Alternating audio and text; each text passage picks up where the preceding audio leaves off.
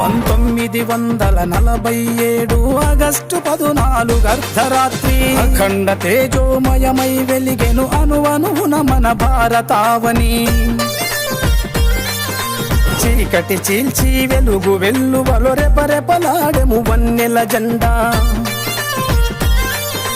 జై భారతి జయ హో భారతి జననీ అను నినాదములతో ధరణి దద్దరిలు జయ జయ ధ్వనులతో జనం జేజేలు పలుకగా.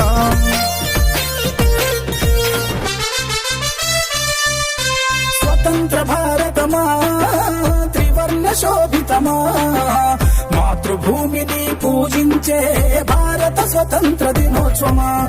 ఎందరో వీరుల త్యాగ ఫలం ఈ స్వేచ్ఛా స్వరాజ్య శుభదినం.